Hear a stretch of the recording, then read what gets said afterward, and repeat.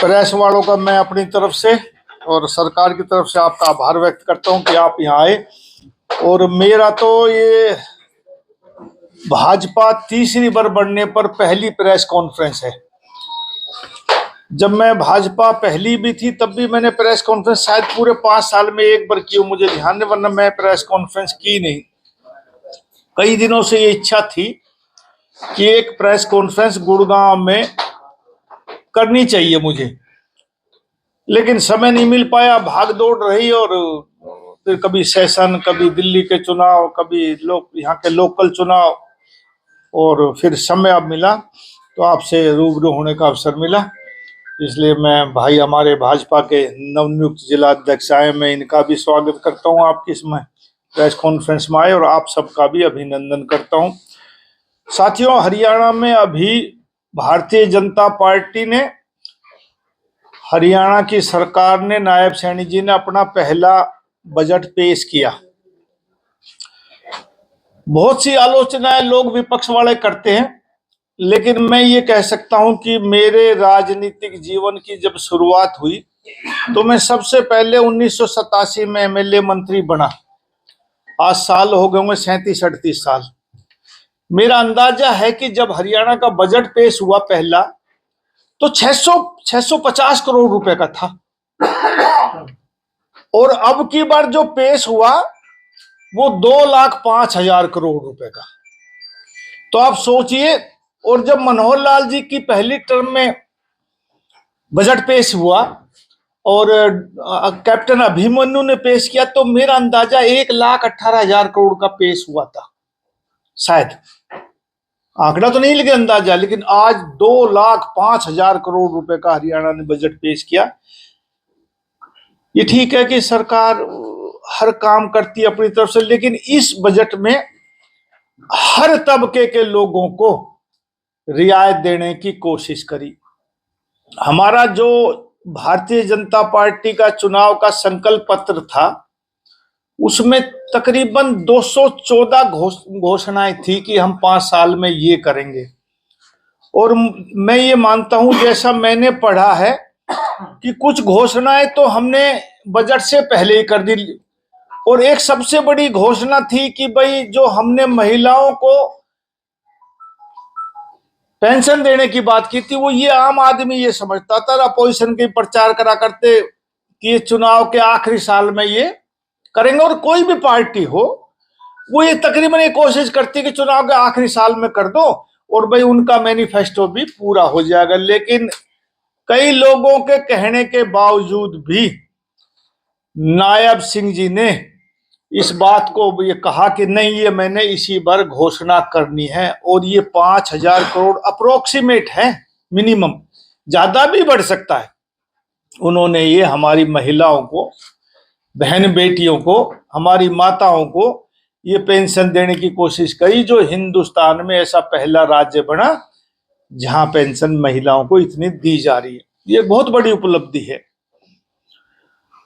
और बहुत सी घोषणाएं कि सब तबके के लोगों को इसमें दी गई, और तकरीबन 90 घोषणाओं पर 214 में से संकल्प पत्र में 90 संकल्प पत्र इसी साल इस बजट में लिए गए हैं, जो पूरे हो जाएंगे। अब मैं अलग अलग बताऊं तो थोड़ा समय लगेगा, लेकिन मैं ये कह सकता हूं कि ये एक अच्छा बजट रहा, और हरियाणा के इतिहास में इस बजट को स्वर्ण अक्षरों में लिखा जाएगा। सरकारें बहुत आई, बहुत आगे आएंगी, हम भी मंत्री बहुत बार बने हैं, भगवान ने समय दिया तो आगे बढ़ेंगे, लेकिन ऐसा अच्छा बजट पहले कभी नहीं आया जो हर तबके के लोगों को फायदा पहुंचाओ। जहां तक हरियाणा स्टेट और गुड़गांव की बात मैं करूं, कि मैं यहाँ गुड़गांव में रहता हूं, भाई हमारे गुड़गांव में क्या विकास। साथियों, मुख्यमंत्री जी इसी कुर्सी पर आकर बैठे थे कुछ महीनों पहले, एक जीएमडी की मीटिंग हुई थी शायद, और उसमें ये कह के गए थे कि भाई हम मेट्रो का शिलान्यास 1 मई को कर देंगे। तो आज 1 अप्रैल है, तो आज से 1 महीने के बाद मुझे पूरा विश्वास है कि मेट्रो की आधारशिला रखेगी, जो हमारे गुड़गांव की जीवन रेखा बदलने का काम करेगी। क्योंकि पब्लिक साधन, पब्लिक ट्रांसपोर्ट यदि आम आदमी को मिल जाए तो उससे बढ़िया कोई काम नहीं होता। गुड़गांव की ये मांग 10 साल से नहीं, ज्यादा साल से होगी, लेकिन 10 साल से तो मैं पहली बार जब 14 में मिनिस्टर बना बादशाहपुर से, जब से बहुत बड़ी मांग थी कि भाई मेट्रो गुड़गांव अंदर शहर में आनी चाहिए। बाहर बाहर गुड़गांव डेवलप हो गया, अंदर नहीं हो पाया। लेकिन 1 मई से इसकी शुरुआत होगी, फिजिबिलिटी रिपोर्ट आ गई, मैं भी उसके देख के आया और सारे पॉइंट की कहाँ का कोई दिक्कत तो नहीं। जो इन्हें डीपीआर बनाई उसमें आगे आने वाले समय में तो कोई दिक्कत नहीं होगी। एक दिन में वो मेट्रो के अधिकारी और जीएमडी के सभी अधिकारियों को लेके सुबह पहले स्टेशन से लेके आखिरी स्टेशन तक चक्कर काटा सुबह सुबह, और देख आया था कहीं कोई हड्डल मुझे नजर नहीं आई, क्योंकि अधिकारी जो बनाए थे कई बार दिक्कत आती है, तो इसलिए मैंने देखना जरूरी समझा। तो वो जल्दी 1 तारीख से शिलान्यास हो जाएगा, उसका भी काम इसी योजना में समाप्त हो जाएगा, वो एक मेट्रो मिल जाएगी। एक आरआरटीएस योजना है जो हमारी सराय काले खां से चलेगी, उसकी जमीन अखबार हो चुकी और पहले फेज में वो नीम राणा तक जानी है, लेकिन उसका थोड़ा सा बदला हुआ। वो पहले कापासेड़ा से मारुति के सामने से आनी थी, लेकिन किन्हीं कारणों से अब वो सीधा नेशनल हाईवे से आ रही है। उसकी डीपीआर अलग तैयार हो रही है। मेरा मानना है कि वो भी इसी योजना में बन के तैयार हो जाएगी, क्योंकि जमीन अखबार की जरूरत नहीं, जमीन पहले ऑलरेडी अखबार हो चुकी। इस पैच में क्योंकि हमारे दिल्ली में भी एनएच का रास्ता है, उसके साथ साथ आएगी, पिलर अखबार करने की जरूरत नहीं पड़ेगी, सिर्फ डीपीआर की दिक्कत आएगी। वो डीपीआर बनने लगे तो वो भी एक बहुत बड़ा हरियाणा में काम होने जा रहा है, गुड़गांव में खास तौर से। अभी गुड़गांव में सबसे बड़ी दिक्कत थी हमारे ट्रैफिक की। एक हमारा गुड़गांव का रोड है जिसको हम एक्सटेंशन रोड और एसपीआर रोड बोलते हैं, बहुत ज्यादा ट्रैफिक उस पे पास चलता है, और अमूमन शाम को और दिन में बड़ी दिक्कत होती है। कोई बड़े ट्रक जो नेशनल हाईवे से आते हैं 8 से, या जो फरीदाबाद जाने होते हैं, उन पे भी दिक्कत आती है। तो हमने तकरीबन 800 और 850 करोड़ के बीच में जीएमडीए ने पैसे मंजूर कर दिए, और साथ ही उसकी डीपीआर तैयार हो रही है। डीपीआर का टेंडर खुल गया, और डीपीआर तैयार होने के बाद इसको एलिवेटेड द्वारका एक्सप्रेसवे जहां समाप्त होता है, जिसको हम सीपीआर बोलते हैं, वहां से लेके और वाटिका चौक तक ये एलिवेटेड बनेगा, और उसके बाद इसके 4 फ्लाईओवर बनेंगे जो नॉन स्टॉप आप एयरपोर्ट टर्मिनल 3 से चलेंगे। तो मैं ये मानता हूं कि 30 मिनट में आप घाटा चौक पहुंच जाएंगे। ऐसी व्यवस्था ये भाजपा की सरकार करने जा रही है। और हमें सबसे ज्यादा दिक्कत होती थी, हम राजीव चौक से चलते थे, और जैसे ही हम सुभाष चौक पे पहुंचते, सुभाष चौक से नीचे उतरेंगे, कोई भी साउथ सिटी मालवो टाउन जाने वाला, तो जाम लग जाता है। तो अब जो सीधा जाने वाला आदमी है या वाटिका चौक पे जाने वाला आदमी, वो इस नीचे से नहीं उतरेगा, वो वाटिका चौक पे ही उतार चढ़ाव हो जाएगा वहां। तो ये ट्रैफिक की व्यवस्था ठीक हो जाएगी। जो उस समय डीपीआर बना वो मेरी गलती थी कि मैंने वो डीपीआर देखी नहीं। जब मैंने एलिवेटेड बादशाहपुर बनवाया तो उसका मैं ये समझ नहीं पाया, ना मैं देख पाया कि उसका उतार चढ़ाव हुआ कि नहीं हुआ। नहीं, उस टाइम में मुझे बनवाना चाहिए था। वो अंडरपास भी मैं अपनी गलती मानता हूँ कि नहीं बन पाए। उसके बाद हमने जीएमडी ने पैसे जमा करवाए, नेशनल हाईवे ने वाटिका चौक पर अंडरपास बनाया, और अब इसको एलिवेटेड से हम जोड़ रहे हैं ताकि बॉम्बे आने वाला या जयपुर से आने वाला सीधा राजीव चौक पर ना आए, वहां चला जाए। एक ऐसी व्यवस्था हम गुड़गांव में करने जा रहे हैं। जहां तक खेल कूद की बात है, हम देवीलाल स्टेडियम में एक बहुत बढ़िया स्टेडियम बना रहे हैं जिसमें मल्टी लेवल काम होंगे।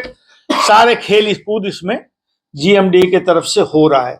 गुड़गांव में सबसे बड़ी समस्या है आने वाले समय में पानी की।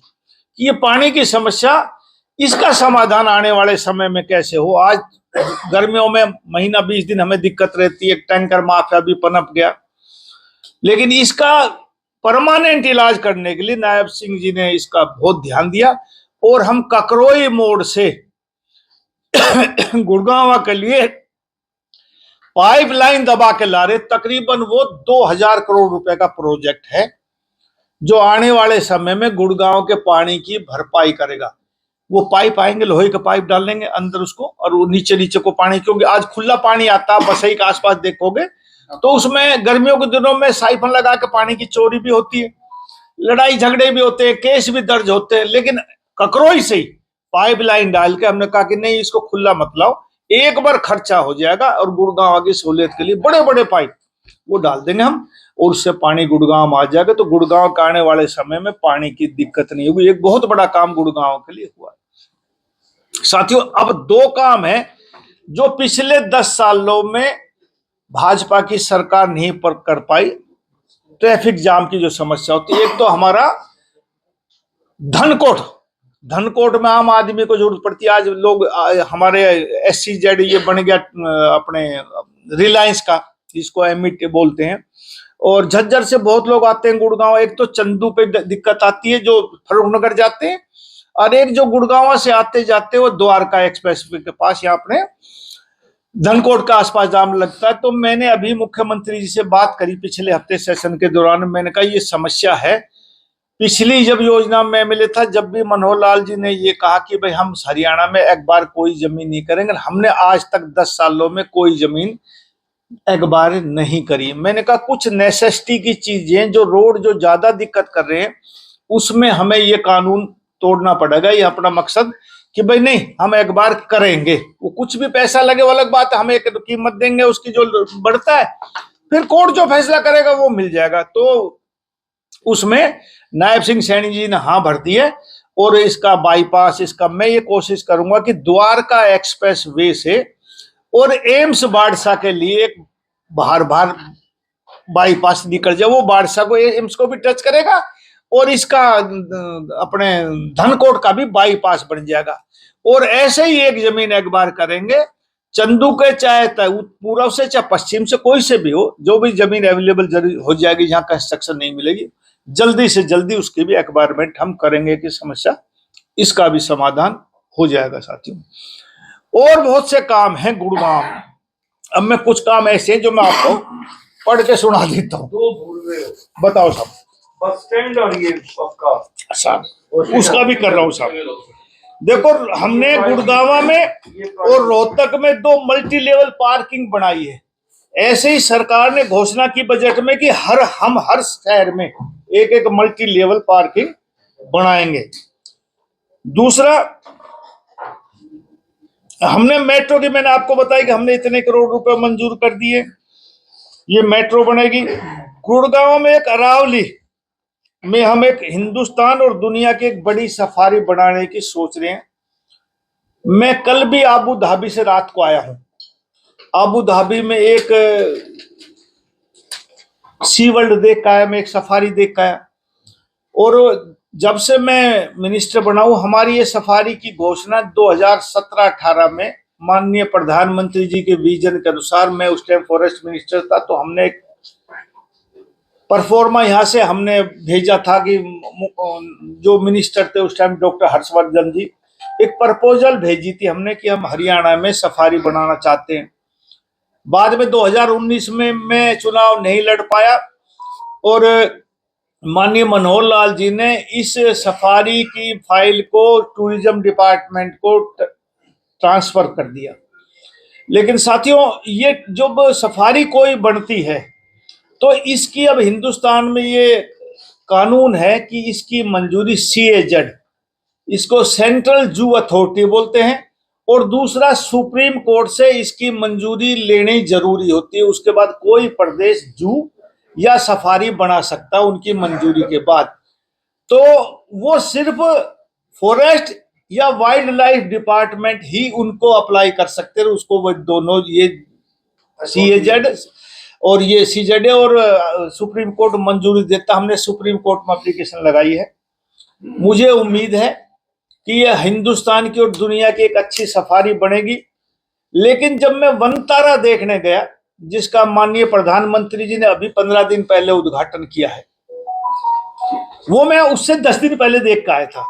वो आम आदमियों के लिए नहीं खुली हुई है, ना आज खुली थी, ना जब खुली है, ना वो किसी के देखने के लिए। लेकिन जो सोच मेरी अंबानी जी के प्रति थी, उन्होंने वहां 1.5 लाख पशु पक्षी रख रखे।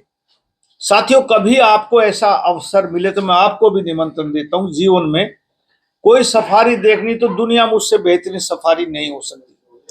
2020-21 में जब कोरोना की महामारी आई, तो उन्होंने रेस्क्यू करके दुनिया से और हिंदुस्तान से ऐसे ऐसे जानवर मंगाए जो बिल्कुल बेहोश पड़े थे, जो रस्सियों से बंधे थे, हाथी बेलों से बंधे थे, जख्म हो गए, महीनों से भूखे मर रहे थे। उन्होंने खरबों रुपए लगा के, वहां से अरबों खरबों रुपए लगा के उनका पहले हॉस्पिटल बनाया, उनको रेस्क्यू किया, सालों साल उनका इलाज किया। और अब मैं जब देख के आया तो मैं ईमानदारी से कह सकता हूं कि वहां इतनी अच्छी सेहत के पशु पक्षी थे, जैसे जंगल में शेर होता है उससे भी अच्छी सेहत के वो थे। तो मैंने ये मन बनाया कि दुनिया में दो प्रकार की सेवाएं होती है अपने जीवन में, इंसान जो कर सकता है। सबसे पहले सेवा जो धर्म है हमारा, वो हम अपने माँ बाप की सेवा करें, और दूसरा यदि सेवा मैं मानूंगा तो वो बेजुबानों की सेवा है। जो बोल नहीं सकता उसकी सेवा होनी चाहिए। तो बेजुबान ये पशु पक्षी हैं, और अंबानी जी ने एक बहुत अच्छा काम किया कि बेजुबानों की सेवा उन्होंने की है।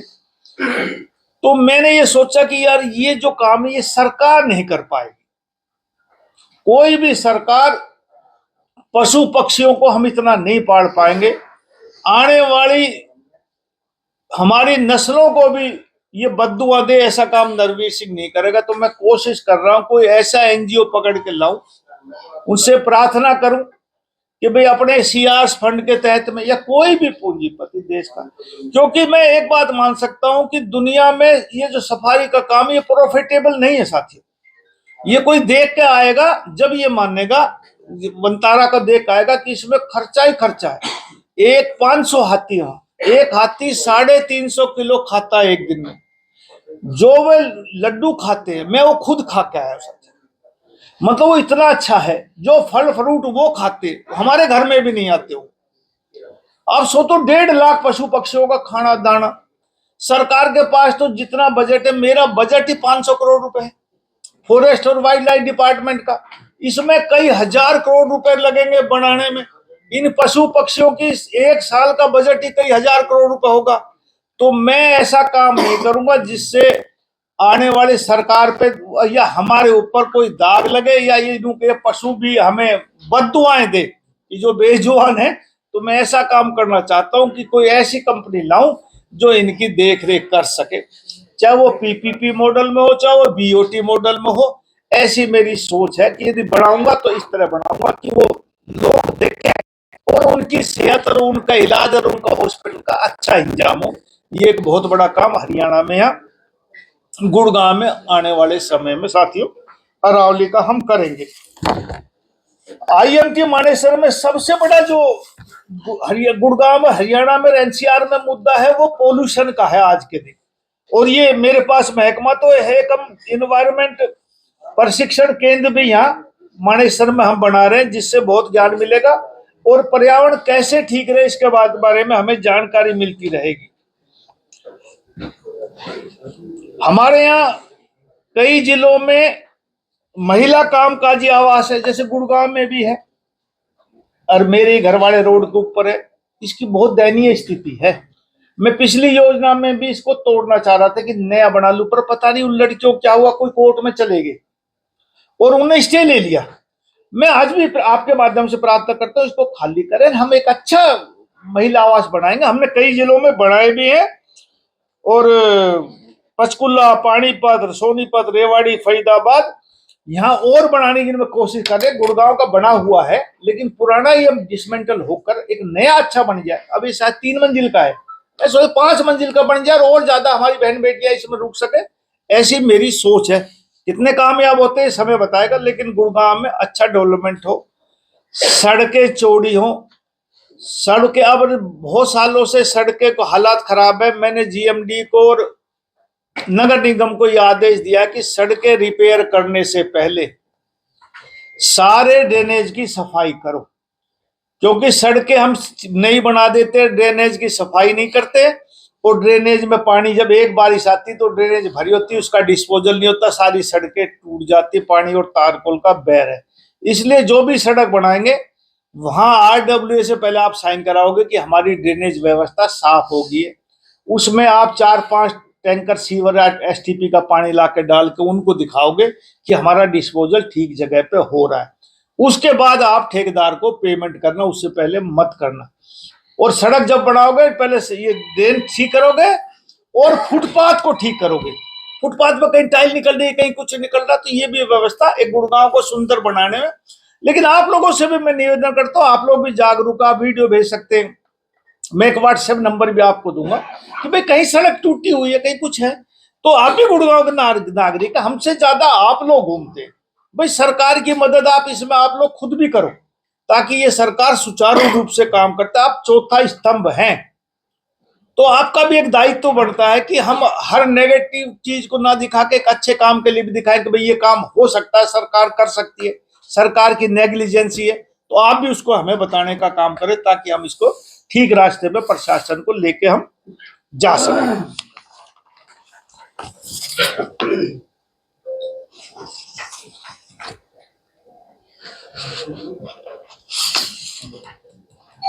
आपने हमारी जिम्मेवारी का एहसास करा दिया, मुझे जोश आ गया। 2-3 बातें व्हाट्सएप नंबर से हानि करेंगे सब, जरूरी नहीं आप लोग हमसे ज्यादा जानकारी रखते हैं।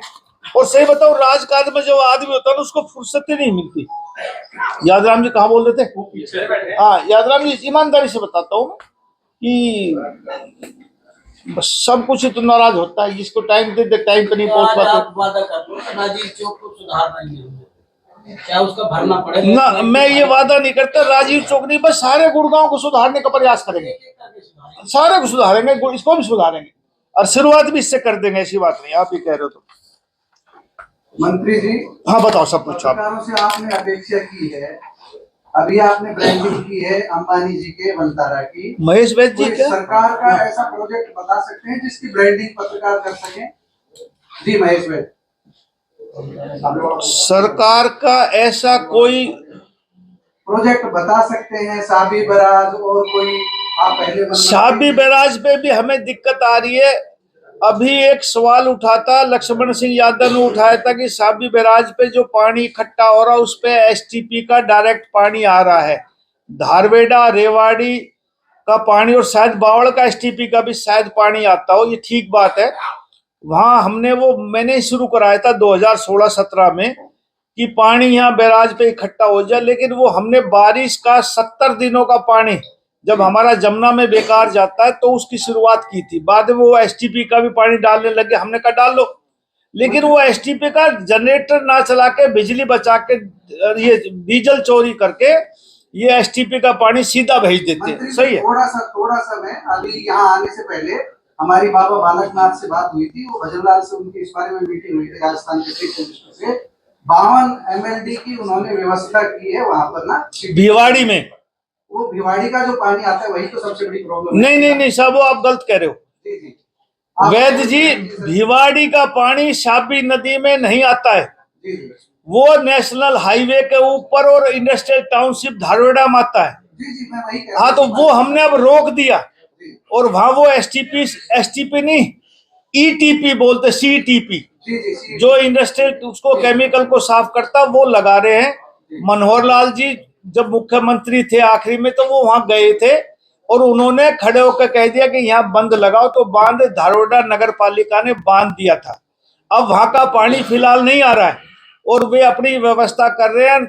भाई भूपेंद्र यादव जी वहां मिनिस्टर है, वो भी उसकी मॉनिटरिंग कर रहे हैं, जल्दी वहां समाधान हो जाएगा। लेकिन हमारे 5 एसटीपी का पानी मसाणी बिराज में दूषित पानी आ रहा है, उसकी हम व्यवस्था कर रहे हैं, मॉनिटरिंग कर रहे हैं कई दिन से कि भाई इसका गंदा पानी सीधा ना आए।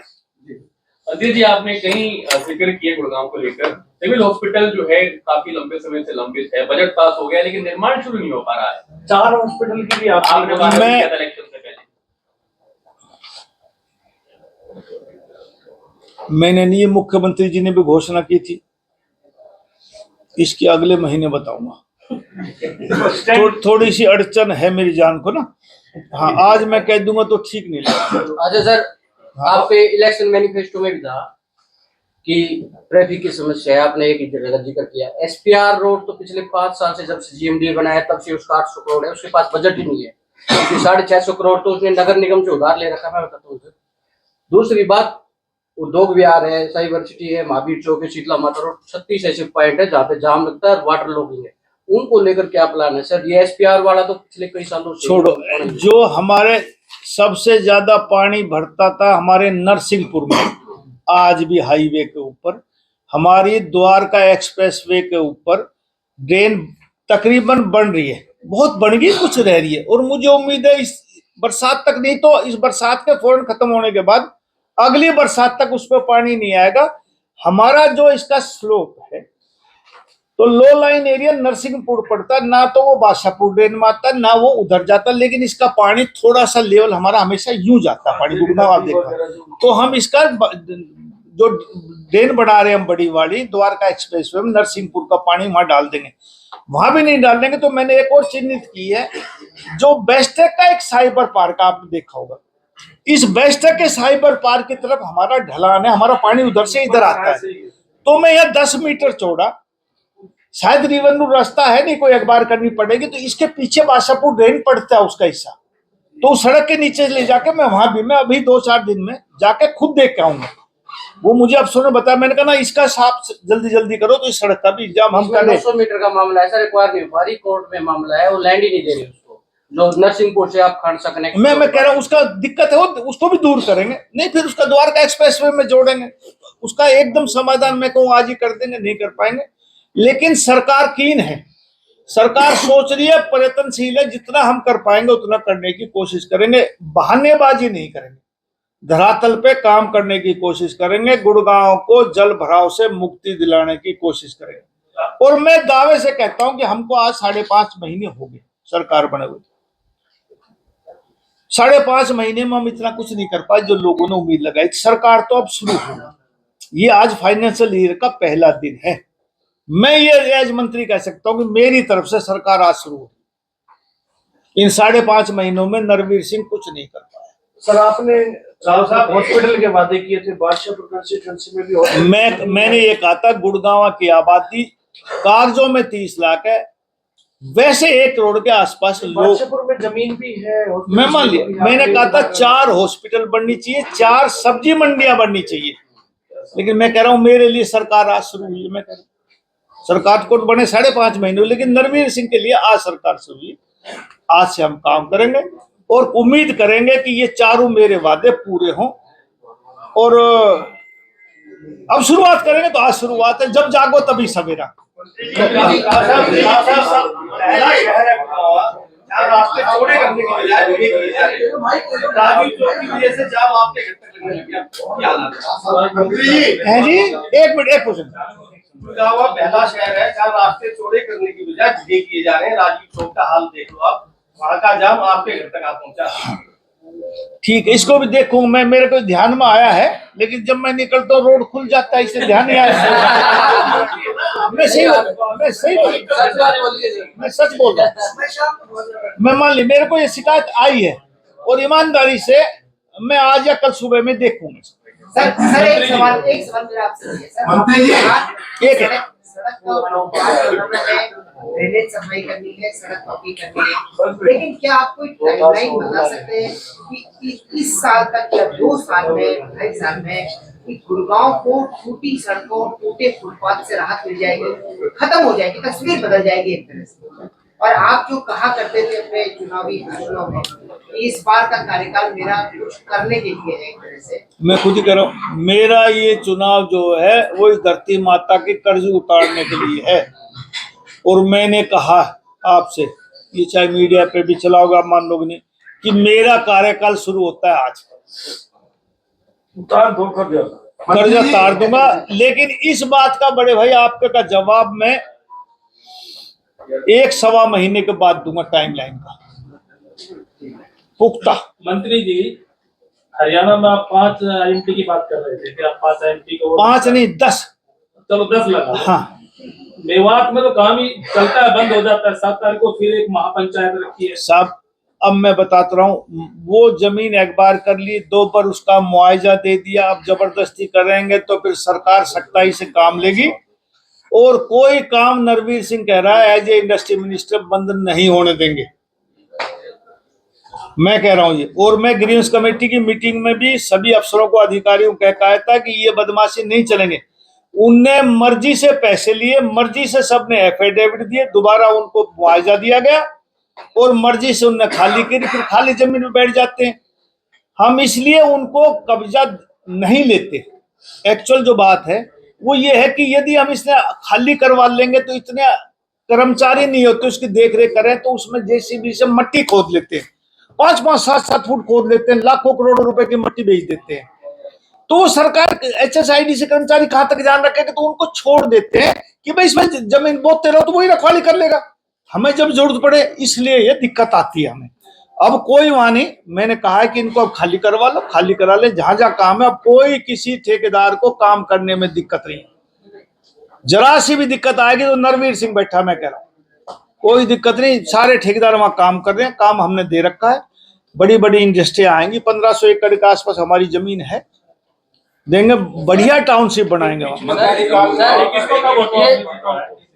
मंत्री जी इसी से जुड़ा एक सवाल है, जब भी आपके हॉस्पिटल की बात पूछी जा रही है, आप उस पर कुछ समय मांग रहे हैं।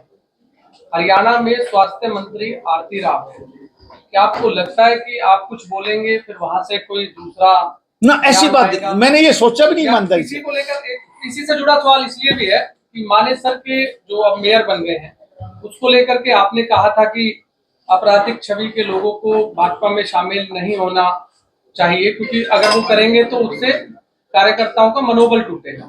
अब मैंने कहा था, राविंद्र जीत कह रहे हैं कि पार्टी में एक व्यक्ति अड़चन नहीं बन सकता है। मैं खुद कह रहा हूँ नहीं बन, मेरा आपने पूरी स्टेटमेंट भाई साहब नहीं पढ़ी। मैंने ये कहा था कि ये फैसला संगठन करता है, संगठन में मुख्यमंत्री जी होते हैं, संगठन महामंत्री जी होते हैं, अध्यक्ष होता है, प्रभारी होता है।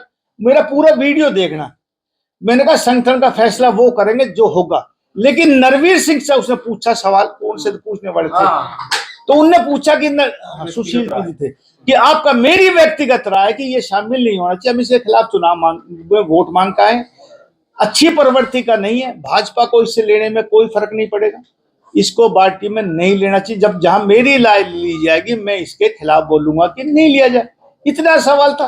अब उसको कोई मुद्दा बनाओ, पार्टी लेगी तो मेरे से रुकेगा नहीं, और अकेला मैं रोक नहीं सकता। मैं कह रहा हूं वो पूरा नहीं पढ़ा आपने, अब मेरी सोच है कि वो नहीं आना चाहिए। स्वास्थ्य मंत्री अपना काम करिए, अच्छा काम करिए। मेरा आप याद ही आप लोग हेल्थ मिनिस्ट्री वो है, इस टाइम याद ईमानदारी सिस्टम याद नहीं था।